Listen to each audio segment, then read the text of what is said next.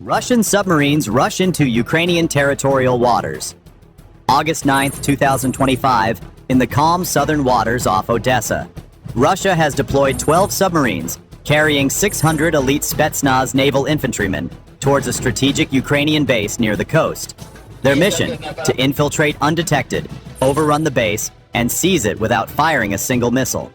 Moscow believes the plan is foolproof. Little do they know, they are hurtling straight into a trap that will destroy them in minutes. Overhead, reconnaissance drones patrol the skies, updating their information every 5 seconds. On land, a kilometer-wide sensor belt and camouflaged gun positions stand ready to attack. Under the water, Ukrainian coastal batteries are armed with deadly anti-submarine missiles. High above, drones hover silently, waiting to rain down precision strikes. Why did Russia choose submarines to carry infantry to attack Ukraine? Is Russia courting its own destruction? Come with me to find out the truth. 05:40 a.m., August 9th, 2025. The southern waters off Odessa shimmered faintly under the first light of dawn. To the naked eye, it was peace. Beneath the surface, it was a billion-dollar storm creeping toward shore. 12 Russian submarines, each stretching over 400 feet and displacing more than 7,000 tons, advanced in complete radio silence. Their combined value, $4.8 billion in steel, electronics, and destruction. But these subs weren't carrying their full missile load. Each had offloaded 5 Kalibr cruise missiles, a total of 60 weapons, each capable of hitting targets 1,500 miles away, to make space for something more dangerous in close quarters: men. 50 elite Spetsnaz naval infantry per submarine, each armed with over 80 pounds of gear, suppressed AK-12 rifles, GP-25 grenade launchers, combat knives, and night vision goggles. In all, 600 soldiers with training budgets exceeding $20 million collectively, capable of eliminating a target the size of a football field in under 90 seconds. Their objective was crystal clear: land just 3.2 kilometers from a strategic Ukrainian base, infiltrate it without firing a missile, and seize control in under 15 minutes. The landing zone had been chosen with precision: a stretch of coastline with no visible fortifications and blind spots in terrain. Russian planners believed the defenders would be outnumbered, outgunned, and outmaneuvered before sunrise.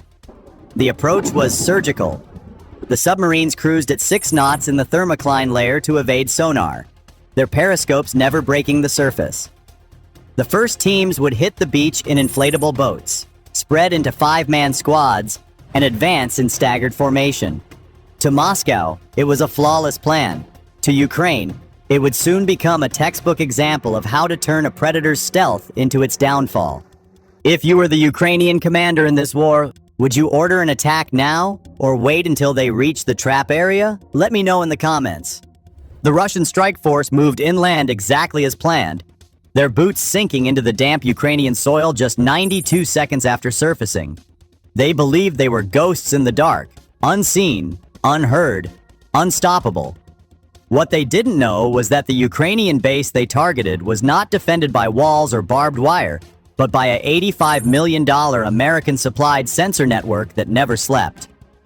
Encircling the base was a 1-kilometer radius perimeter laced with over 240 seismic and motion detectors, each linked to a central radar array capable of detecting a human-sized target moving at just 0.2 meters per second. Every inch of that invisible barrier fed live data to the command center, where 6 radar operators worked in continuous shifts, their eyes scanning screens that refreshed every 3 seconds.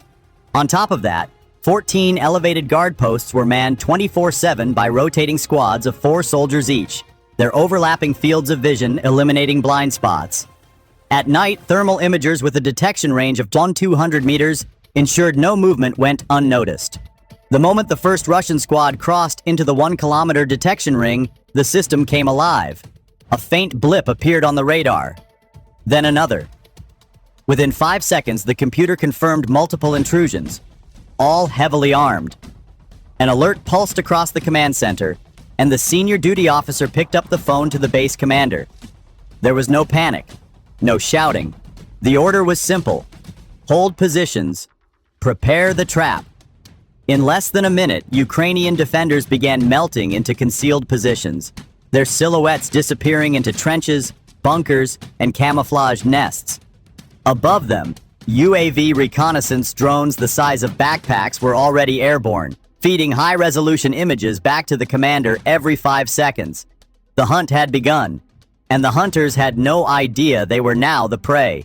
Please support us by liking and subscribing to the channel. And now the trap was set. From the moment the radar screens lit up with Russian movement, the Ukrainian commander had just 4 minutes to turn detection into destruction. His orders were precise. Every rifleman, every machine gunner, every sniper was to melt into a firing position. The outer ring of defense, 42 soldiers armed with 7.62mm PKM machine guns and M4 carbines, shifted silently, using the terrain to mask movement. Their lines curved into a V-shaped ambush with the base at its heart, designed to funnel the enemy into a killing zone without risking friendly fire. 10 BTR-4E armored personnel carriers, each weighing 17.5 tons and capable of 110 km/h, were ordered to make a wide flanking maneuver. Their mission: close off the Russians' retreat route to the sea. Inside each vehicle, an 8-man assault team prepared RPG-7 launchers and RPK light machine guns, ready to slam the back door shut. Above, 5 PD-2 reconnaissance UAVs hovered at an altitude of 1,500 feet, relaying live infrared and optical feeds every 5 seconds. The drone's AI-assisted targeting software could automatically highlight enemy soldiers and calculate movement patterns, allowing ground units to anticipate the Russians' next steps before they took them. But at 05:46 a.m., just 2 minutes before the ambush began, disaster nearly struck. One of the PD-2 drones suffered a sudden systems failure, possibly from Russian electronic jamming, and crashed into a nearby field.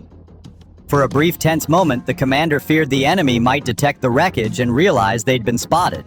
Worse, a BTR-4E in the flanking group blew a hydraulic line after hitting a hidden ditch, leaving it immobilized and blocking part of the route for the other vehicles. If the Russians broke toward that gap, the entire encirclement could collapse. The commander had seconds to react. He rerouted 2 other BTR-4Es through a narrow farm track, ordering their crews to push to maximum speed, while artillery crews adjusted their firing tables to cover the exposed sector. The gamble worked. The Russians kept moving into the kill zone. At 05:48 a.m., the first signal came from the commander. Phase 1. Fire. 6 6-barreled GSHG 7.62 Gatling guns, each capable of spitting out 6,000 rounds per minute, roared to life. In the first 10 seconds alone, over 6,000 bullets tore through the center of the Russian column, forcing the elite Spetsnaz to scatter into the open. That was exactly what Ukraine wanted. From both flanks, the ambush teams opened up with controlled bursts. Within 2 minutes, the kill count climbed to 120 Russian soldiers. The sudden loss of nearly 1/5 of their force shattered the Russians' momentum. Desperation set in. Some squads tried to form defensive circles, while others scrambled for cover in shallow depressions, only to be pinned by snipers firing from 600 meters away with thermal scopes that cut through the morning haze. Every time the Russians tried to return fire, UAV feeds pinpointed their muzzle flashes and mortar teams adjusted aim within seconds. By 05:53 a.m., the Russian assault force was trapped between the V-shaped kill zone and the armored wall closing in from behind. The commander's voice came over the comms again. Phase 2. Seal the perimeter. In less than 15 minutes since landing, what began as a silent infiltration had turned into a slaughterhouse. The Russian special forces had walked straight into a modern battlefield where sensors, AI, and human skill merged into one lethal machine, and there was no way out. Don't leave yet. This is the real destruction of the Russian army. By 05:54 a.m., the Russian assault force was cornered, pinned down by relentless crossfire, with their escape route to the sea now sealed by the BTR-4Es. In desperation, the Spetsnaz team leaders switched to encrypted VHF frequencies, transmitting urgent distress calls to their submerged lifeline, the 12 Russian submarines waiting in the depths just 3.2 kilometers offshore. The response from the sea was immediate and violent. Within 90 seconds, 6 of the subs adjusted depth to 45 meters and locked onto the Ukrainian base's coordinates using their inertial navigation systems. The order was given: launch all remaining cruise missiles, suppress and rescue.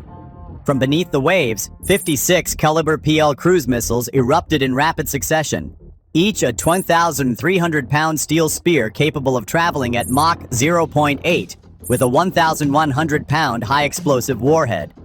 The Russian plan was simple: saturate the base's defenses, cause chaos, and buy enough time for their trapped soldiers to break out. But the Ukrainian base was no easy prey. Installed just 2 months earlier, the American-supplied NASAMS 3 air defense system, valued at over $65 million, covered the base with a multi-layer shield. Equipped with AN/MPQ-64F1 Sentinel radars, the system could track 72 targets simultaneously and guide AM-120C7 interceptors with pinpoint accuracy. At 05:56 a.m., the first wave of Kalibrs entered engagement range. 4 NASAMS launchers fired in sequence, releasing 16 AMRAAM interceptors in less than 20 seconds. Each interceptor, traveling at Mach 4, shredded its target with proximity-fused fragmentation warheads. The radar operators worked in near silence, the only sounds the rapid lock tones in the commander's steady voice. Next wave, engage. By 05:58 a.m., all 56 incoming missiles had been intercepted, a 100% kill rate that left the Russians without their most dangerous weapon. Not a single explosion touched the Ukrainian base. The failure at sea sent shockwaves through the trapped Spetsnaz units. The promised rescue had turned into a broadcast of their helplessness. Above them, PD-2 drones continued to circle, relaying every movement to the ground forces. The Ukrainian commander didn't hesitate. "Now we finish it," he ordered. Moments later, he authorized the launch of 10 RPK-300 Polos anti-submarine missiles from coastal batteries. With a range of 40 kilometers, each carried a guided torpedo designed to home in on submarine signatures with 95% accuracy. Within minutes, 5 massive underwater detonations rolled through the Black Sea. 5 Russian submarines, each worth $400 million, were gone, sinking to the seabed in twisted metal. The survivors had no choice but to dive deep and retreat at full speed, leaving their elite soldiers stranded on hostile ground. By 06:02 a.m., the roar of underwater detonations had faded into a grim silence over the battlefield. The Russian submarines were gone, 5 reduced to wreckage, the rest fleeing into the depths. For the 600 Spetsnaz trapped inland, that meant only one thing: there would be no rescue. The Ukrainian commander wasted no time.